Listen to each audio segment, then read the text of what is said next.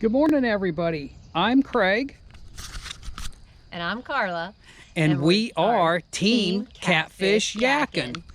Carla, why don't you tell them what we got planned for today?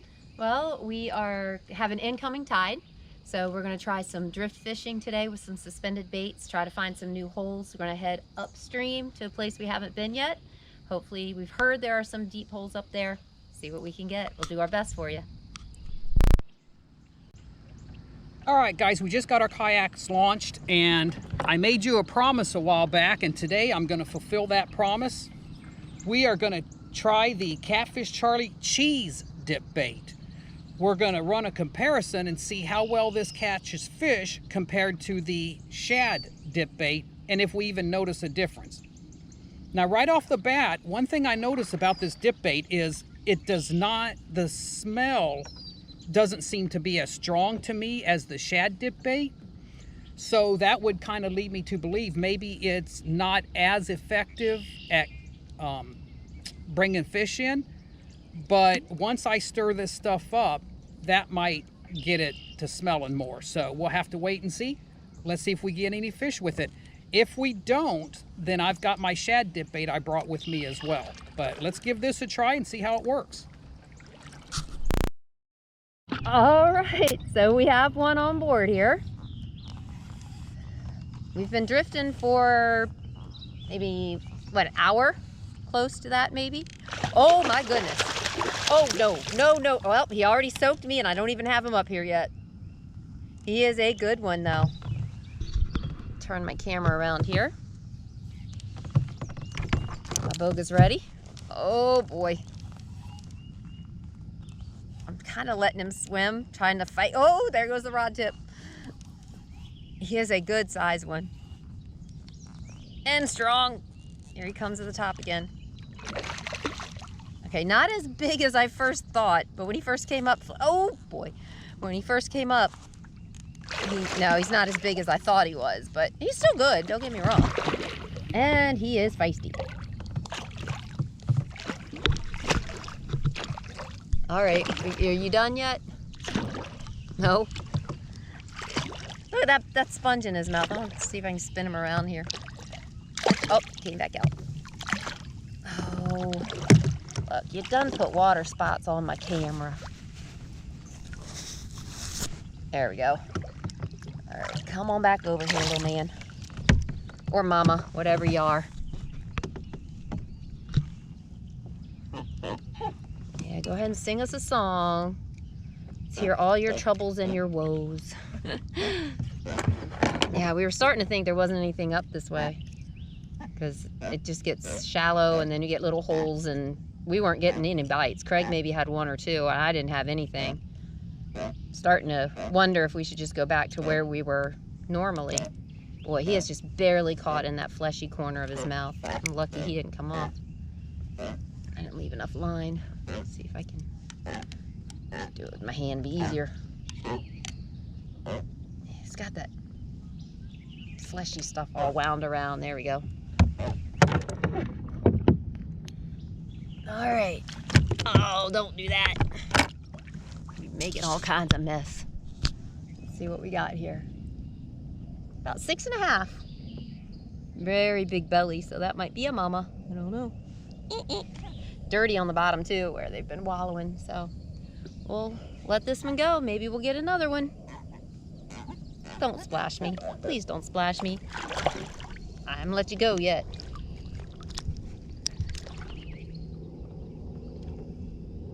Oh, I don't know if you could see, he just hovered right there. I don't think the camera was low enough for it, but I think he was contemplating whether or not he was going to splash me, but he thought twice about it. So we'll see if we can get some more.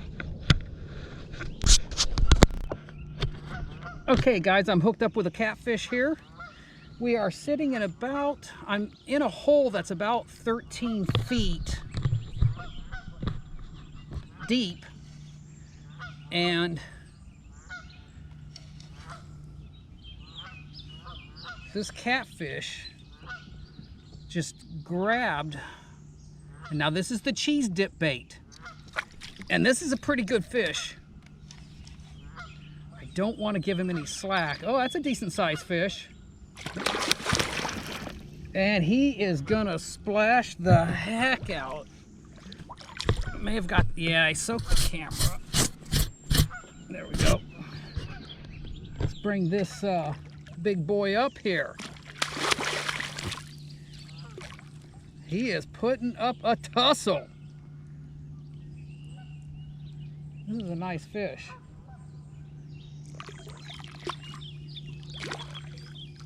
I'm not sure how much he's gonna weigh, but if I had to guess, at least 7-8 pounds or more, probably more.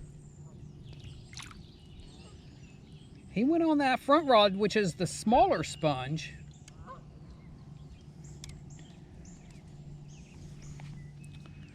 And looks like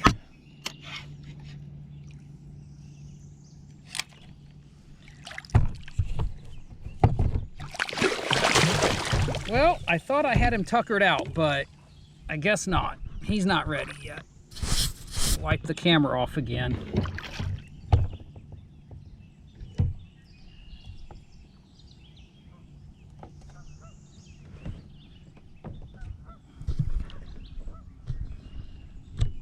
I'm just going to kind of let him do his thing here, because this is a heavy fish. All right, looks like my camera turned off again.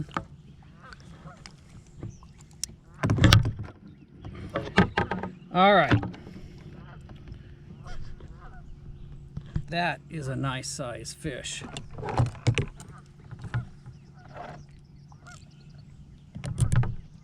The hook came out nice and easy. I like that.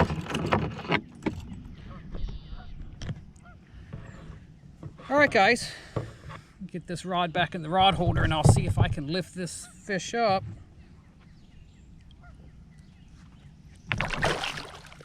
Oh, man.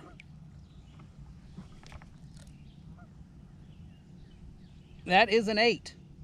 He just clears the 8-pound mark right there. So that is not a bad fish. Let's get him back. He's gonna, let me press him up against the side here. This is the best way that I know to keep these fish from rolling, is to press them up against the side like that. And that seems to calm them down a little bit.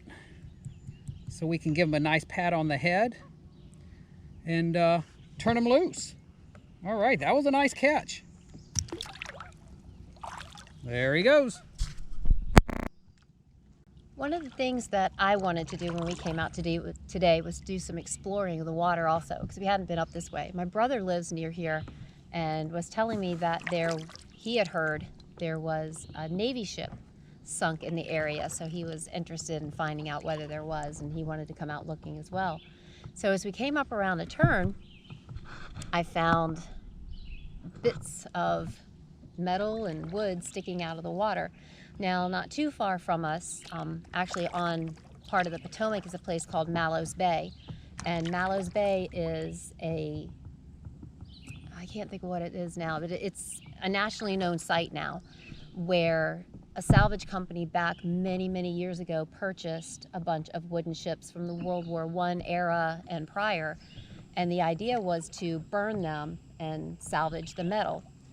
They soon learned that it was going to be more expensive than they had expected, so they abandoned it. And now there's all of these old ships that are just rotting away basically now, but they've been marked during the summer and you can go out and kayak around them, and it's really pretty interesting. This one is, I had no idea this was here. I've never heard anything about it being here, and actually 2 days ago was the first I had heard of it. But you can see a lot of the pins sticking up out of wood, which is very much like what's going on at Mallows Bay with the parts of the ships that are left. There's a tank of some kind in the water just in front there. Again, old. I'm going to try and back up a little bit here. Just a really interesting find in the middle of nowhere pretty much. There's not any buildings or houses or anything nearby. There's a bunch of lily pads, and that's about it. But definitely something from a bygone era. There's an interesting view. I want to watch how close I get because of pieces that might be under the edge of the water I don't want to snag. But it's just kind of an interesting view looking down through that way. It almost looks like that could be the hull of a ship. Not sure what it is. I'm going to do some research and see what I can find out. But just some really interesting finds when you get out on the water. You never know what you're going to come up with. I'll show you on this side over here. Pretty interesting. But I better get back to fishing because Greg's way ahead of me now. All right, guys, looks like we're hooked up on the back rod. And he does not feel as big as that last one. But you honestly never know until you get him up here. So let's go ahead and bring him up. Yeah, this one seems, he's smaller.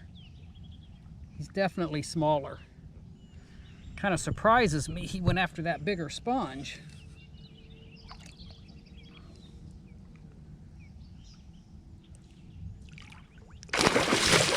Boy, he's gonna put up a big splash though.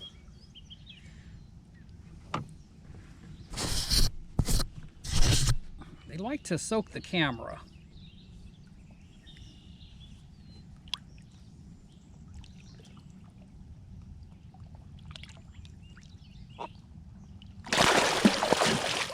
And they like to soak the guy who's got him on the other end also.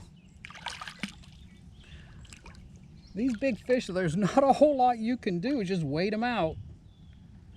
This one looks like, yeah, he's not even hooked inside his mouth. He is hooked outside his mouth, which is interesting. So I don't know how he managed that. I better be careful though, he's gonna end up getting in my front line.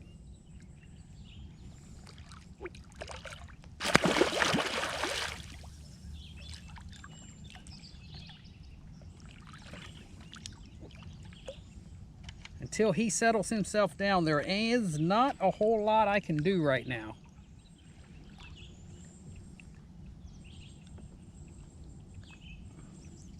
All right, now he's acting more civilized. There we go. All right. Now he's acting like he should. So first thing we want to do, obviously, is get this hook out.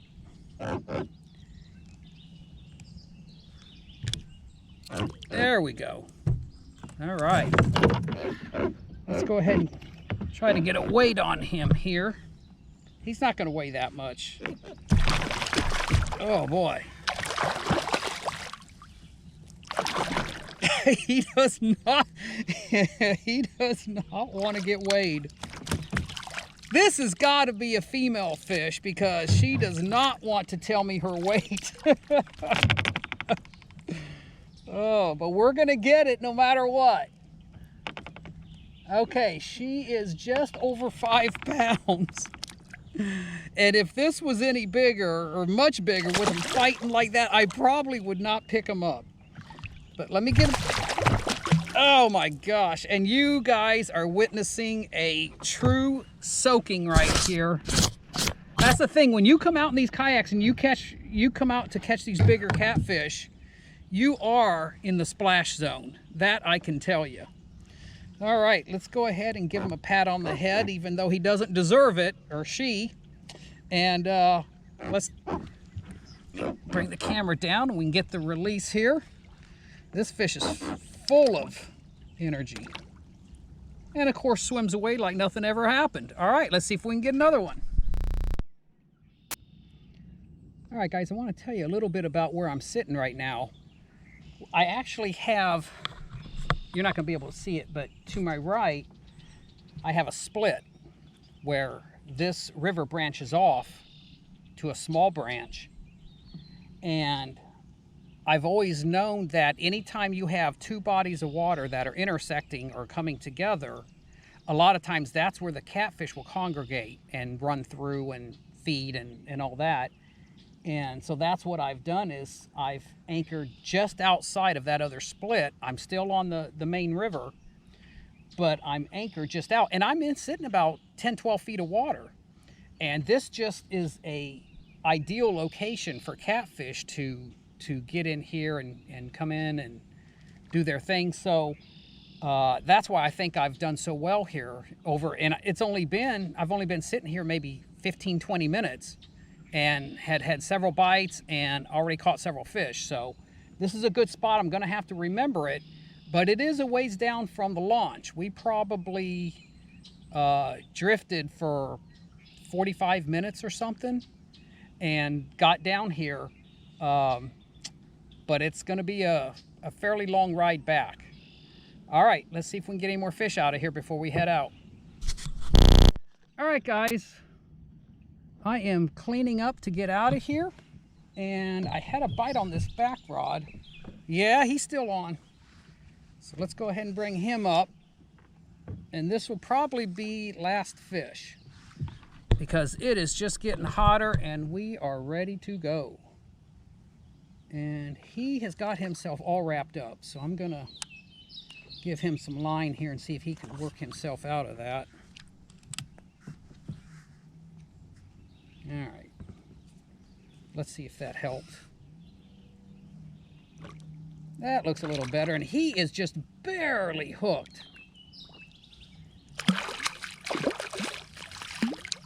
But I gotta hand it to the Catfish Charlie company. Not only does their shad dip bait work well, their cheese dip bait works well also.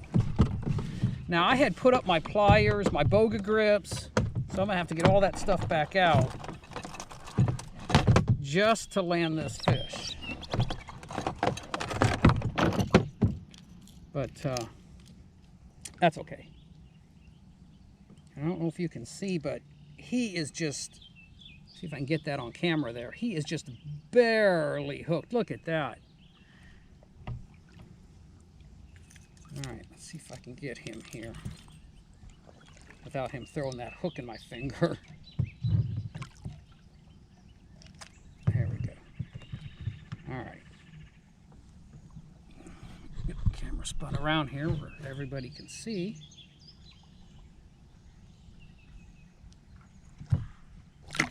All right.